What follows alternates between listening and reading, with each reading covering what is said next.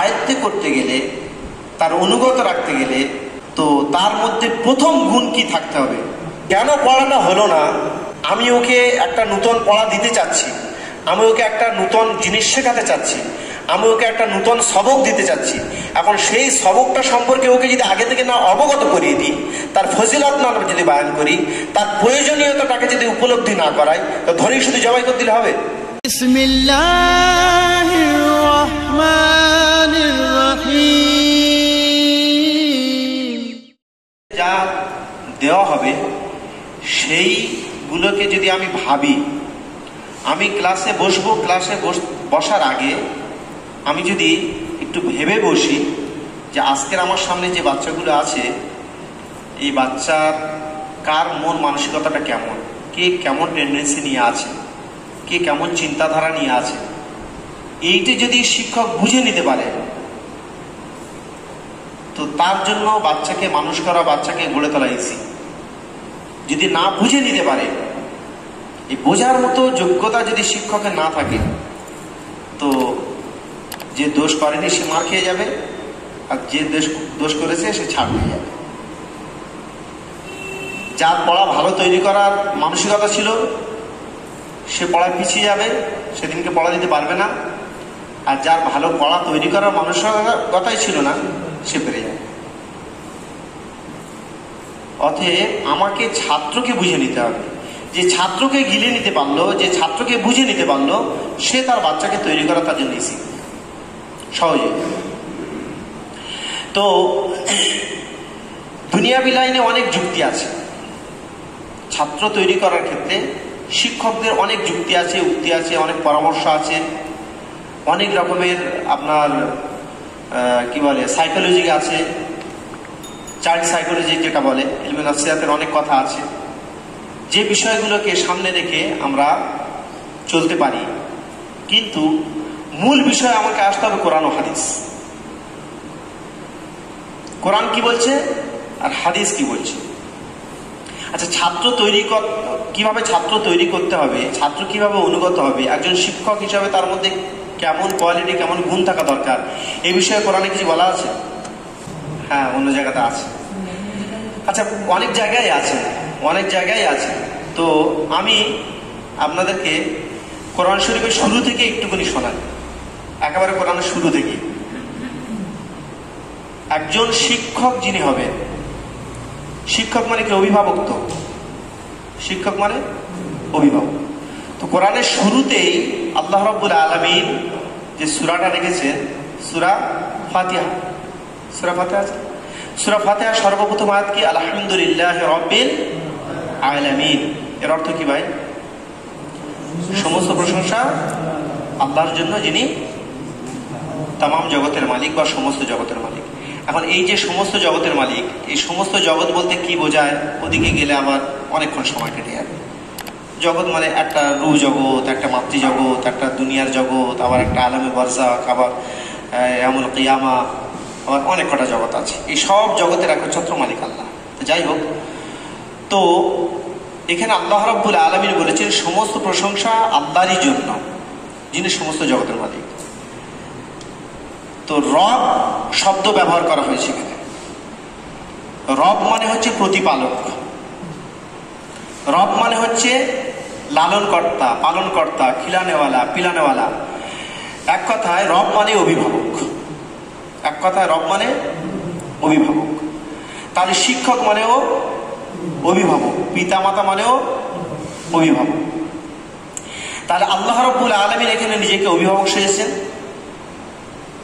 আল্লাহ নিজেকে অভিভাবক সেজেছেন, আর আমরা হলাম তার গোলাম, তার বান্দা। তো অভিভাবক হিসাবে যিনি অভিভাবক হবেন, তার ছাত্র, তার ছেলে, তার সন্তান, তার বান্দা আয়ত্তে করতে গেলে, তার অনুগত রাখতে গেলে, তো তার মধ্যে প্রথম গুণ কি থাকতে হবে? আল্লাহ রাব্বুল আলামিন বলছেন আর রহমানির রহিম। তার মধ্যে প্রথম গুণ কি থাকতে হবে? পরম করুণাময় অসীম দয়ালু, পরম করুণাময় অসীম দয়ালু। তার মধ্যে থাকবে স্নেহশীলতা, তার মধ্যে থাকবে মায়া, মমতা, তার মধ্যে থাকবে মহাব্বত ভরা, তার মধ্যে থাকবে ক্ষমা করে দেওয়ার সিফাত, তার মধ্যে থাকবে কি আসলে আমি আমার বাস্তব জীবনের একটা কথা আপনাদেরকে বলি, যেটা আপনাদের মধ্যে হয়তো অনেকের আছে, অনেকের নেই। আমার একটা সব থেকে বড় বদঅভ্যাস হচ্ছে এটাই যে বিভিন্ন জায়গায় আলোচনা করতে হয়, বিভিন্ন ক্ষেত্রে আলোচনা করতে হয়, এমনকি জুমার দিনেও পর্যন্ত প্রত্যেক জুমায় কথা রাখতে হয়। তো আমার সব থেকে বড় বদঅভ্যাস হচ্ছে এটাই যে যখন যেখানে কোনো আলোচনা করতে যাই, কথা বলতে যাই, আগে থেকে কোনো প্ল্যান প্রোগ্রাম বা কোনো মজনু বেঁধে নিয়ে যেতে পারি না। এটা হচ্ছে আমার বদঅভ্যাস। সেখানে গিয়ে বসি, আর বসার পরে যা ভাবনা আসে তাই বলে ফেলি। জানি না সেটা কতটা উপকারী হয়, কতটা ক্ষতি হয়, জানি না কতটা মানুষের সেটা কাজে লাগে আর কতটা কাজে লাগে না। যে বিষয়, যে একটা বিষয় নিয়ে বলবো, এই বিষয় এটা নোট করবো, এটা করবো, এইরকম সময় পাই না প্রথম কথা। আর যদিও বা সময় পাই, ওই প্ল্যান পরিকল্পনা মজনুন বাঁধার মতো অবস্থা থাকে না। আর এর পিছনে আমার একটা ওস্তাদের নসিহা আছে। আমার ওস্তাদ বলতে আমার তাজকিয়ার ওস্তাদ। তাজকিয়ার ওস্তাদ মানে বোঝেন তো? তাজকিয়া লাইনে জুড়ে আছেন সবাই? জি, তাজকিয়ার মেহনত দরকার, অত্যন্ত দরকার, ওলামাদের জন্য বিশেষ প্রয়োজন। তাজকিয়ার মেহনত না করলে ইলমের গভীরতা, ইলমের নুরানিয়াত বুঝে আসবে, বুঝতে পেরেছেন? সেই জন্য তাজকিয়ার মেহনত করবে, ভালো হাক্কানি বুজুর্গের হাতে হাত দিয়ে বায়াত হয়ে তাজকিয়ার মেহনত করবে। আল্লাহ রসুলের থেকেই তো তাজকিয়ার মেহনত সাবিত আছে তো নাকি?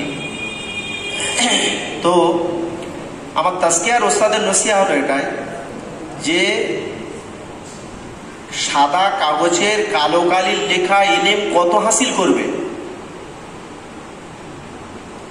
সাদা কাগজে কালো কালির লেখা ইলম কত হাসিল করবে, আসল ইলমের ভান্ডার যেখানে বসানো আছে সেখানে যদি কানেকশন জুড়ে যায় তো যখন যেটা প্রয়োজন সেখান থেকে টেনে বের করে নেওয়া যাবে। যখন যেটা প্রয়োজন তখন সেখান থেকে সেটা টেনে বের করে ছেড়ে দেওয়া যাবে, বুঝতে পেরেছে? তার জন্য আলাদা কোনো মাজনুন বানানোর দরকার থাকবে না। কালো কালি লেখা ইলম থেকে খুঁজে খুঁজে এনে আপনাকে নোট করার প্রয়োজন হবে না। সেই জন্য করে তাজকিয়ার মেহনত অত্যন্ত প্রয়োজন। ইলমের গভীরতা, ইলমের সমুদ্রে ডুব দিতে গেলে আসল জায়গায় কানেকশন যুক্ত হবে। তো কি বলছিলাম? আর রহমান রহিম, যিনি অভিভাবক হবেন, যিনি শিক্ষক হবেন, তার মধ্যে থাকবে দয়া, মায়া, মমতা, সহনশীলতা এবং ক্ষমা করার সিফাত। আল্লাহ রাব্বুল আলামিন তারপরেই বলছেন মালিক ইয়াউমিদ্দিন। অভিভাবকের দ্বিতীয় গুণ হবে এটাই যে একটা প্রবাদ বাক্য আছে না, যে আদর দিলে বাঁদর হয়ে যায়, আর বেশি নাই দিলে কাঁধে উঠে বসে। তা আপনি শিক্ষক, তো শিক্ষক হিসাবে যখন আপনি একটা বাচ্চাকে মহব্বত, ভালোবাসা, মমতা, সহনশীলতা, আদর, ক্ষমা করতেই রয়েছেন, তো যখন অতিরিক্ত ভালোবাসা পেয়ে যাবে, অতিরিক্ত মহব্বত পেয়ে যাবে, আপনার পক্ষ থেকে যখন কোনো ডাঁট থাকবে না, আপনার পক্ষ থেকে যখন কোনো শাসন থাকবে না, তো তখন আপনার কাঁধে উঠে বসবে। সেই জন্য আল্লাহ রাব্বুল আলামিন আর রহমান রহিম বলার পরপরই বলেছে মালিক ইয়াউমিদ্দিন, আমি বিচার দিনের মালিক, হিসাব নেবো, জায়জা নেবো, জবাব দিয়ে লাগবে আমার কাছে। যেমন ক্ষমাশীলতা আমার মধ্যে আছে, দয়া আছে, মহাব্বত ভরা আছে বান্দার জন্য, গুনার সাগরে ডুবে গিয়েছে, তারপরে একবার তওবা করে মাফ করে দেবো। তাই তো, এটাই তো আল্লাহ সিফাত। আমরা গুনাহ করতে করতে আসমান ছুঁয়ে যেতে পারে, কিন্তু আল্লাহর মাফ করা তার জন্য ব্যাপারই না। আল্লাহর এই গুণ থাকার পরেও ফের আল্লাহ কেন এটা বললেন মালিক ইয়াউমিদ্দিন? তিনি তো চাইলে ওটা নাও বলতে পারতেন। ক্ষমা যখন আছে আর রহমান রহিম, তো সব গড়ে ক্ষমা হয়ে যাবে না, হিসাব নেওয়া হবে। আমার ছেলেটা সকাল 10টার সময় বেরিয়ে গেল, বিকেল 4টায় ছুটি, তো ফের রাত 10টায় ঢুকছে, কোথায় গেল? আমি অভিভাবক হিসাবে তার খোঁজ নেবো না? এই মাঝখানের সময়টা কোথায় ব্যয় করলো? নারী নেশায় ছিল, না মোবাইল নেশায় ছিল, না বন্ধুর পাল্লা পড়লো, না মদে ছিল, না জুয়ায় ছিল? অভিভাবক হিসাবে এটা আমার দায়িত্ব, তার খোঁজ নেওয়া। আমার ছাত্রটা 1 ঘন্টা ক্লাসের মধ্যে ওর পড়া তো হওয়াই উচিত ছিল, কিন্তু ওর পড়া হচ্ছে না কেন? কোথাও অমনোযোগী আছে, ওর মনটা কোন দিকে পড়ে আছে, এর হিসাব আমাকে নিতে লাগবে না? কাজটা তো করে আসার কথা ছিল, কিন্তু করে আসলো না কেন? সেই সময়টা কোথায় ব্যয় করেছে? সময়টা কিন্তু ছিল, হিসাব নিতে লাগবে না? তো মালিক ইয়াউমিদ্দিন, যিনি অভিভাবক হবেন, যিনি শিক্ষক হবেন, তো তার মধ্যে থাকতে হবে দয়া মায়ার সাথে সাথে হিসাব নিতে লাগবে। কি হিসাব? প্রয়োজনে তাকে শাসন করা লাগে, প্রয়োজনে তাকে ডাঁটা লাগে, বকা লাগে, প্রয়োজনে তাকে হিসাব নিতে লাগে। তো এই যদি হয় একজন অভিভাবক, একজন শিক্ষকের গুণ এবং কোয়ালিটি, তো তারপরে পরেই আমরা বলি আল্লাহকে ইয়াকা না'বুদু ওয়া ইয়াকা নাস্তাঈন। ওগো আল্লাহ, আমরা তোমারই ইবাদত করি, তোমারই কাছে। তো এই যদি শিক্ষক এই গুণাবলী নিয়ে ছাত্রের সামনে উপস্থাপন করতে পারে, তো ছাত্র বলতে বাধ্য হবে ইয়াকা না'বুদু ওয়া ইয়াকা নাস্তাঈন। ওগো আমার হুজুর, ওগো আমার আব্বা মা, আমরা শুধু তোমার কথাই চলি আর তোমার কাছ থেকে সব পরামর্শ চাই। বুঝে আসে? ক্বালা ইয়া আবাতি ইফআল মা তুমার সাতাজিদুনি ইনশাআল্লাহু মিনাস সাবিরিন। ইব্রাহিম আলাইহিস সালাম সামনে দেখলো আন্নী আসবাহুকা ফানজুর মাযা তারা, তো ফের দেখার সঙ্গে সঙ্গে গিয়ে এসে ছেলে ধরে জয় করে দিয়েছে, উচ্চিৎপাত করে ফেলে, দেখে সঙ্গে সঙ্গে এসে জয় করে দিয়েছিল নাকি? ছেলের সঙ্গে আলোচনা করেছিল, পরামর্শ করেছিল, তারপরে তো বলেছে সাতাজিদিন ইনশাআল্লাহ মিনাস সাবিরিন। তো আমরা শিক্ষক হিসাবে শুধু ছাত্রকে দেখেই মাত্রই পড়া হলো না আর দুমদাম চালিয়ে দিলাম না, পরামর্শ করা দরকার, ছাত্রকে বোঝা দরকার। ওকে ও কেন পড়াটা হলো না, আমি ওকে একটা নতুন পড়া দিতে চাচ্ছি, আমি ওকে একটা নতুন জিনিস শেখাতে চাচ্ছি, আমি ওকে একটা নতুন সবক দিতে চাচ্ছি। এখন সেই সবকটা সম্পর্কে ওকে যদি আগে থেকে না অবগত করিয়ে দিই, তার ফজিলত না যদি বয়ান করি, তার প্রয়োজনীয়তাটাকে যদি উপলব্ধি না করাই, তো ধরেই শুধু জবাই করে দিলে হবে? বুঝতে পারছি? পরিশেষে কটা বাজে হয়েছে? পরিশেষে আপনাদের আসলে ভরা পেটে কি রয়্যাল বিরিয়ানিও ভালো লাগে না, তাই না? ভরা পেটে রয়্যাল বিরিয়ানিও ভালো লাগে না, হাজি বিরিয়ানিও ভালো লাগবে না। সকাল থেকে দীর্ঘক্ষণ আপনারা বসে আছেন, আমি জানি আপনাদের কষ্ট হচ্ছে, বিরক্তি বোধ হচ্ছে, যদিও জি না না, ভরা পেট বলতে আমি ওটা বোঝাচ্ছি না যে আপনার পেট ভরা আছে। ভরা পেট মানে আমার বলার উদ্দেশ্যটা হচ্ছে সকাল থেকে এতক্ষণ আপনারা ধারাবাহিক ক্লাস একটার পর একটা শুধু মানে শোন না, বলা খুব সহজ, বসে বসে শোনাটা খুব কঠিন। আর আপনারা এখন ছাত্র জামানায় নেই, প্রত্যেকেই আপনারা শিক্ষক, কেউ ইমাম, কেউ শিক্ষক, এই তো অবস্থা। তো আপনাদেরকে ফের নতুন করে ছাত্র বানা কিছুদিনের জন্য, এটা বড় কঠিন জায়গা। আমরাও যখন গিয়েছিলাম আমাদের অবস্থা হয়েছিল, ভালো লাগে, বসে বসে চান জ্বলে গেল।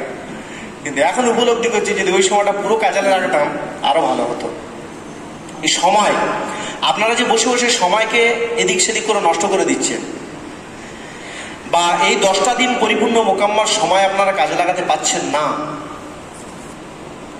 কেউ লাগাচ্ছেন কেউ লাগাচ্ছেন না, পরে বুঝে আসবে।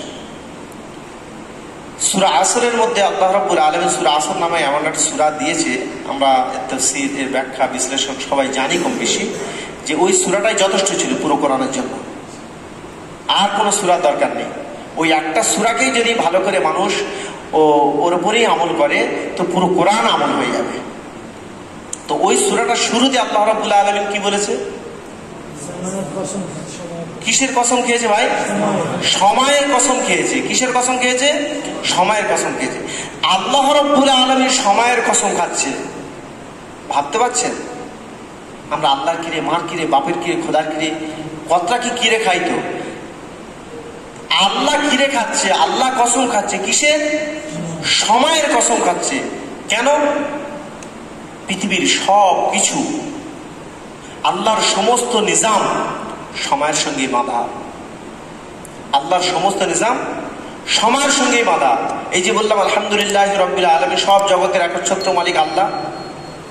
রুহ জগতে নির্দিষ্ট একটা সময়কাল আমাদের ছিল, সেই সময় যখন ফুরিয়ে গেছে সঙ্গে সঙ্গে ওখান থেকে ইন্তেকাল ঘটিয়ে মাতৃগর্ভে পাঠানো হয়েছে। আবার ওখানেও নির্দিষ্ট একটা সময়কাল আছে, সেই সময়কাল যখনই ফুরিয়ে যাবে ওখান থেকে ইন্তেকাল ঘটিয়ে আবার দুনিয়ার জগতে পাঠানো হয়েছে। আবার দুনিয়ার জগতে নির্দিষ্ট একটা সময় বাঁধা রয়েছে, এই সময় যখন ফুরিয়ে যাবে আবার এখান থেকে ইন্তেকাল ঘটিয়ে আলমে বারজাখে পাঠানো হবে। সব সময়ের সঙ্গে বাঁধা না? আচ্ছা, এখন যদি কেউ ফজরের নামাজ পড়ে নেয়, হবে না? কাজা হবে। এর জন্য কি কোনো ধরপাকড় নেই? শাস্তি নেই? কি আছে? হ্যাঁ, 2,88,00,000 বছর জাহান নামে জ্বলতে হবে। কেন? কেন? ইন্নাস সালাতা কানাত আলাল মুমিনিনা কিতাবাম মাওকুতা। সময়ের মধ্যেই আমি এটাকে ফরজ করেছিলাম, নির্দিষ্ট সময়ের মধ্যে এটাকে আদায় করার কথা ছিল।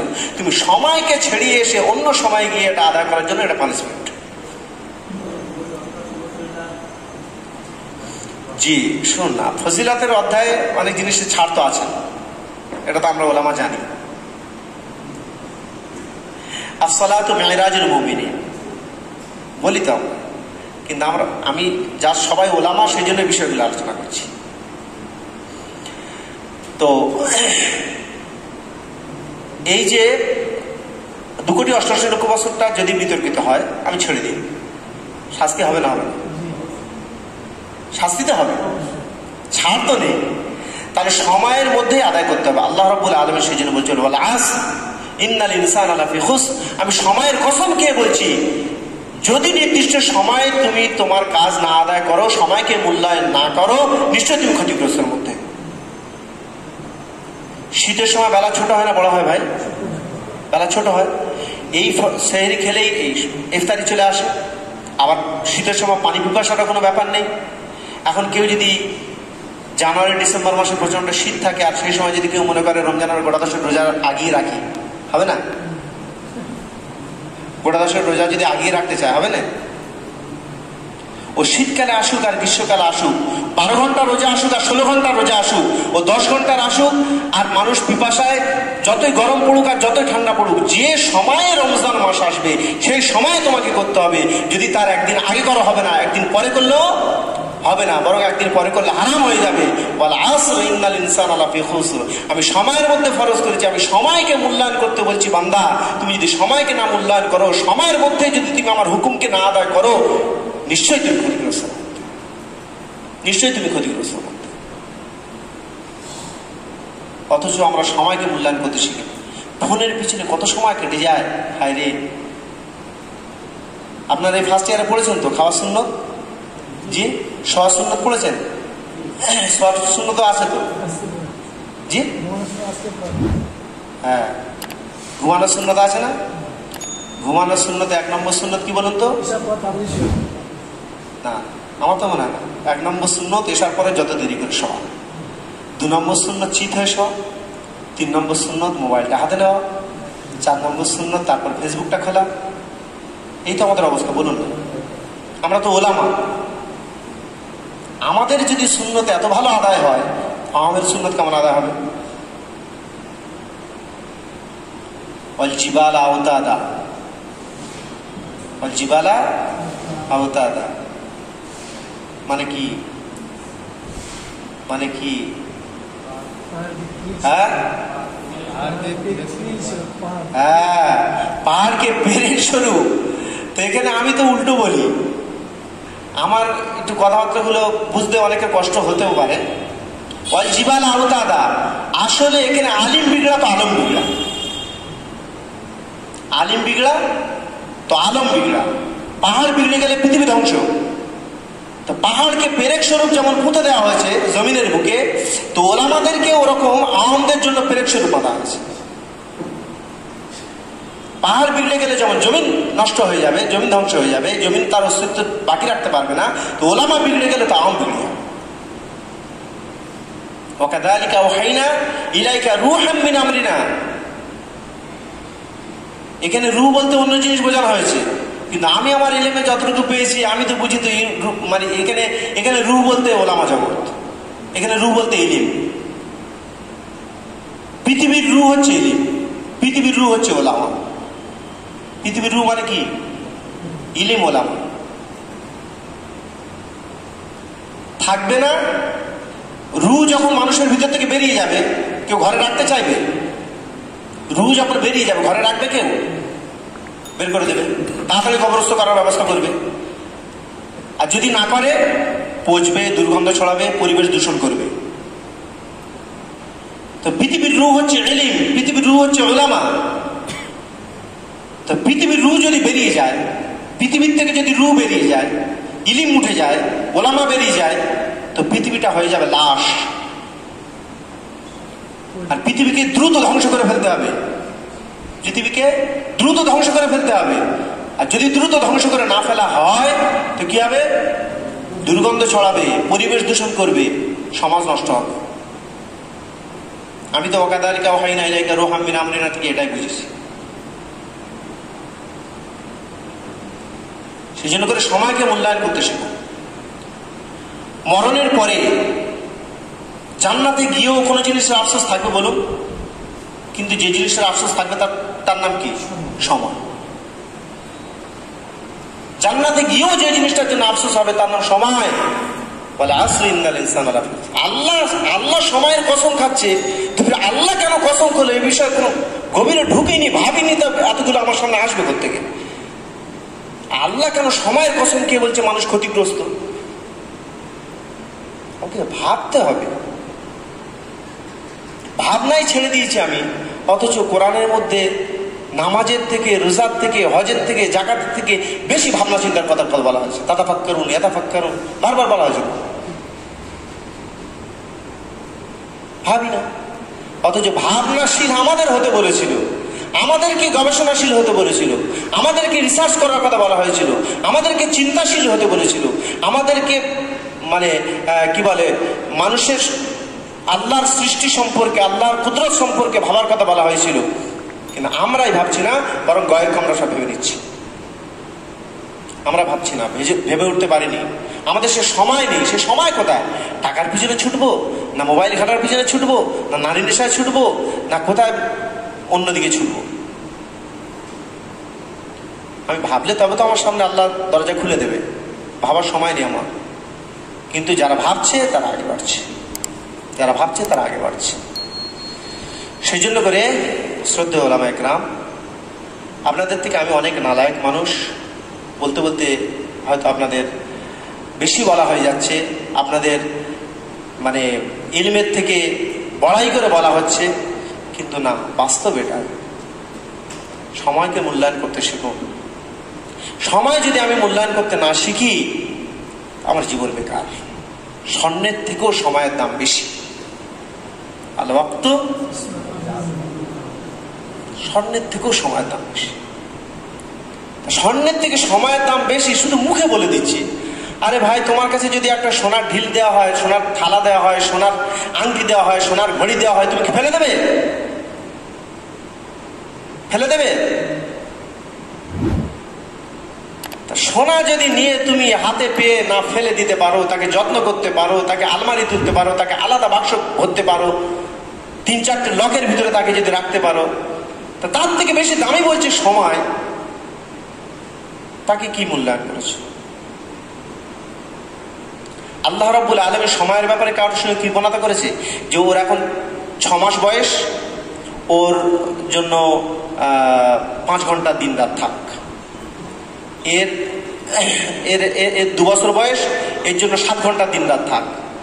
এর 16 বছর বয়স, নওজওয়ান যুবক, এর জন্য 12 ঘন্টা দিন রাত থাক।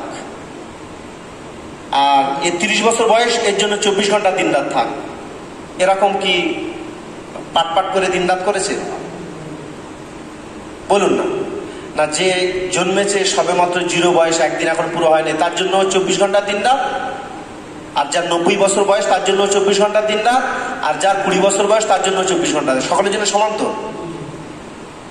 24 ঘন্টার দিন রাত সবার জন্য।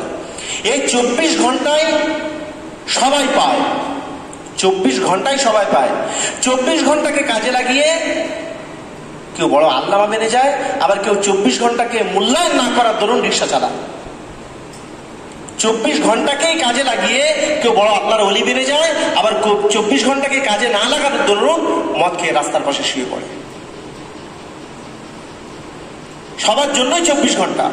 যে যেমন ভাবে মূল্যায়ন করবে, যে যেমন ভাবে 24 ঘন্টাকে কাজে লাগাবে, আল্লাহ তার মাকাম তার মর্তবাকে তরবৃদ্ধি করবে, তার তত আগে বাড়াবে। সেই জন্য করে শ্রদ্ধেয় ওলামা ইকরাম, যা কিছু আলোচনা হয়েছে, এই সব কিছু আলোচনার মাধ্যম দিয়ে দুটো মুখ্য বিষয়, মূল জিস্ট আপনাদেরকে আমি বলতে চেয়েছি। এক, আদর্শ শিক্ষক হতে গেলে তার মধ্যে গুণ ও কোয়ালিটি কেমন হওয়া দরকার। দুই, সময়কে মূল্যায়ন করা দরকার। যদি সময়ের মূল্যায়ন না করতে পারি, আমার বাচ্চা তৈরি হবে না। ছটা থেকে ক্লাস 7:15 পর্যন্ত আমি যদি ক্লাসে ঢুকি 6:10, 6:05, সময়কে মূল্যায়ন করা হবে। আমার বাচ্চার হক নষ্ট করা হচ্ছে না, আমানতের খেয়ানত করা হবে না। 7:15 ছুটি হওয়ার কথা ছিল, জিম্মাদার নেই, কোনো নিগরানি নেই, কেউ নিগরা আসেনি, 7টার সময় ছুটি দিয়ে আমি বেরিয়ে চলে গেছি। সময়কে মূল্যায়ন করা হয়েছে। ইন্নাল ইনসানা লাফি খুসর। আল্লাহ রাব্বুল আলামিন আমাদের সকলকে সহি বুঝ দান করুন। আল্লাহ আমাদের সকলকে সহি সামা সহি আমলের তৌফিক দান করুন। ওয়া আখির দাওয়ানা আলহামদুলিল্লাহ।